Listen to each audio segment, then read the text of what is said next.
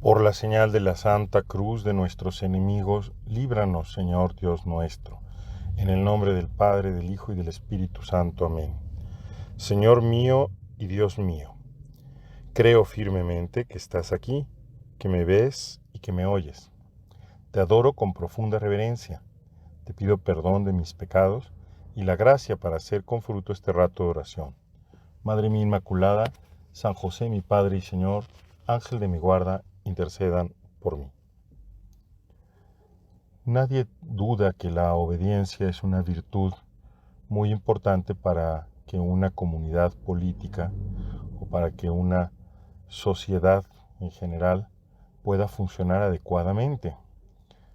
Vivimos, sin embargo, en un tiempo en el que la obediencia es vista como una virtud que somete a las personas y les impide ser libres porque tenemos un concepto equivocado de libertad, un concepto de libertad como espontaneidad, un concepto de libertad solamente como capacidad de elección y no como una disposición de la persona de sí misma en orden al bien.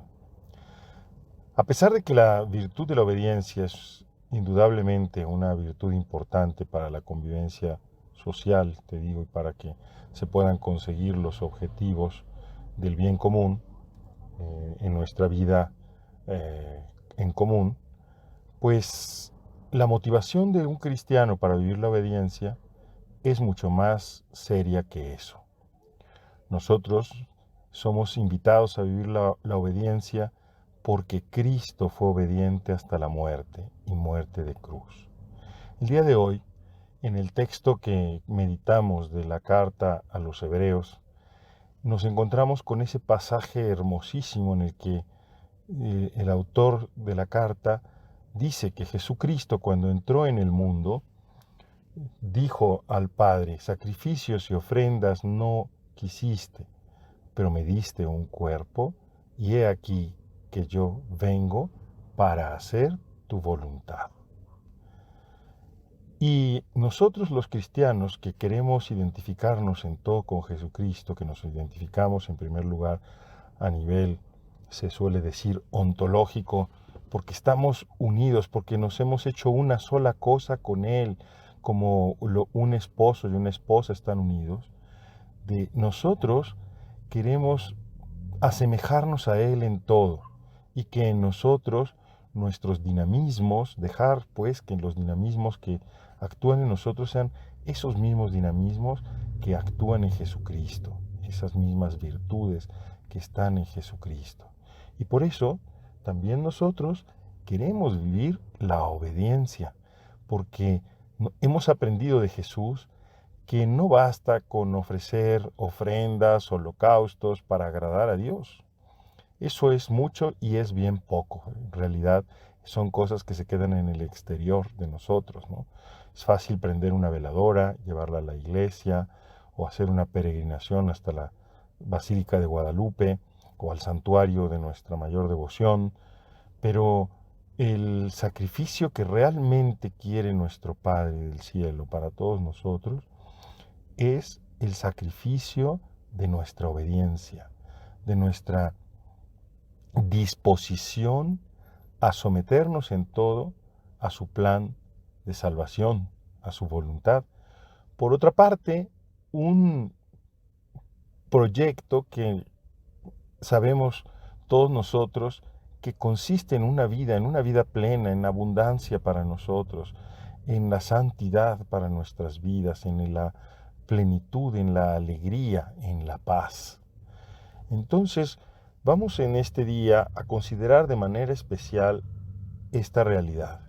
Dios, mi Padre, me llama a vivir la obediencia para que me asemeje a Jesús y para que el sacrificio agradable al Padre sea mi sujeción a su voluntad, el que quiera hacer en todo y sobre todo lo que Él me indica. Y de esa manera, pues como te digo, estamos ofreciendo un verdadero culto agradable al Padre, un verdadero sacrificio.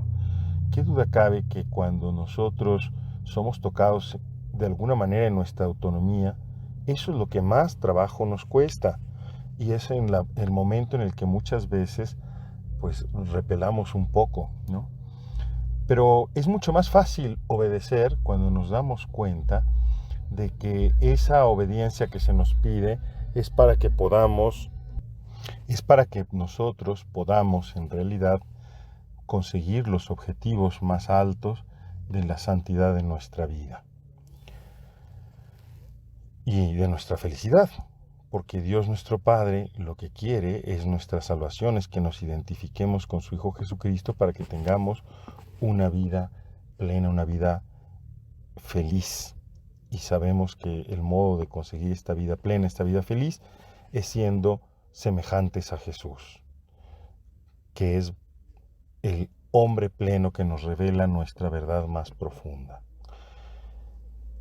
La palabra obediencia siempre indica el acto de obedecer, es decir, el acto de cumplir o realizar la voluntad de otro. La obediencia presupone una autoridad, la autoridad del que manda. Y esto es el que posea el derecho de imperar o aconsejar una conducta y que actúe dentro del ámbito de su competencia.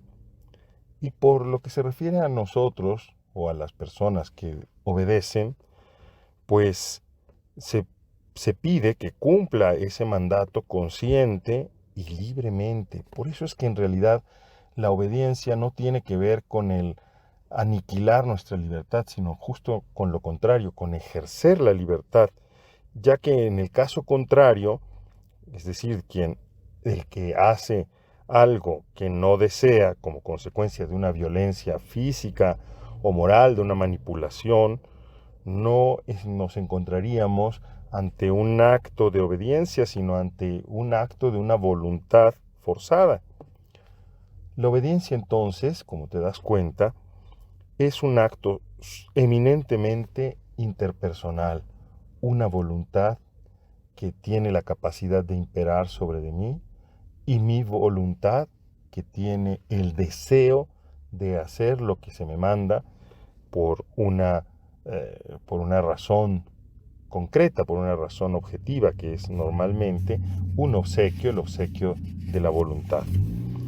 Pero el vocablo obediencia se usa también para indicar no un simple acto, sino como veníamos diciendo hasta ahora, sobre todo una virtud, la cualidad moral de quien tiene un ánimo pronto para obedecer. Sacrificios y ofrendas no quisiste, pero me diste un cuerpo. Y he aquí que yo digo, aquí vengo para hacer tu voluntad. Ahí está esa disposición de Jesús, ese ánimo pronto de Jesús para hacer tu voluntad, para obedecer.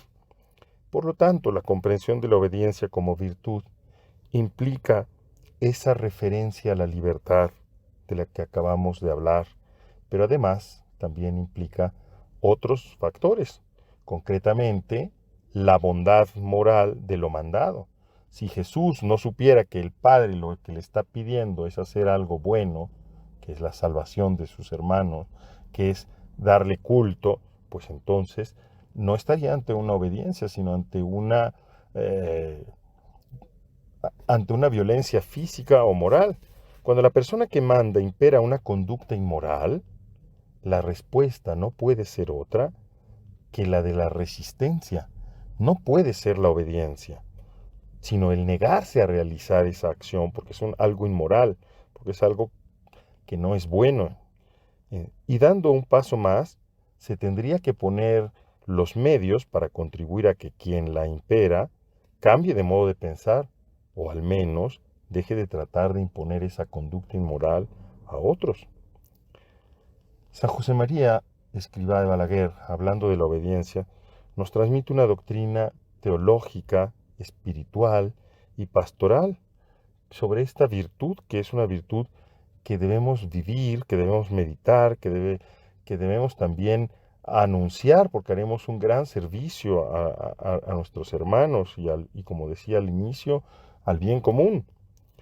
Y que hay que difundir cada uno de nosotros con nuestra vida cristiana.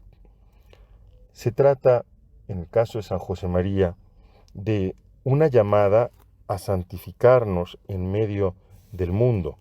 Y de ahí que el tono vital de la obediencia que se nos pide a todos nosotros es el vivir una obediencia de manera secular, una obediencia que no es una obediencia, como decían los viejos jesuitas, tam quam cadaverem, ¿no? Porque San José María hacía broma de esta expresión y decía: yo a los cadáveres los sepulto piadosamente.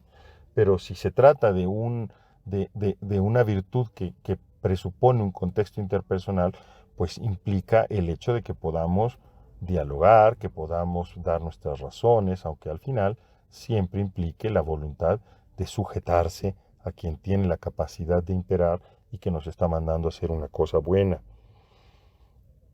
Para exponerla entonces a la virtud de la obediencia, sería bueno que comenzáramos por considerar los aspectos antropológicos de la obediencia, los aspectos que nos hacen ver la utilidad de la obediencia y cómo el vivir esta obediencia no implica, como te digo, una violencia, una sujeción, un servilismo, como a veces se nos dice, sino todo lo contrario, el ejercicio de la libertad, de la capacidad de autodisponer de nosotros mismos en orden al bien. Pues vamos a pedir en este día que también nosotros, a ejemplo de Jesús, sepamos decir al Padre: sacrificios y ofrendas no quisiste, pero aquí estoy, Señor, que vengo para hacer tu voluntad. Que te pidamos a Santa María, nuestra Madre, esa que dijo: he aquí la esclava del Señor, que se cumpla en mí según tu palabra. Vamos a pedirle a Santa María que tú y yo sepamos siempre tener una disposición pronta, disponible para obedecer, con una motivación muy profunda: parecernos a Jesucristo, sabiendo que se trata, cuando obedecemos al Padre, de el acto supremo de culto que podemos tributarle al Padre, y también del modo en que nosotros vamos identificándonos más y más con Jesús. Te doy gracias, Dios mío, por los buenos propósitos, afectos e inspiraciones que me has comunicado en esta meditación. Te pido ayuda para ponerlos por obra. Madre mía Inmaculada, San José mi Padre y Señor, Ángel de mi guarda, intercedan por mí.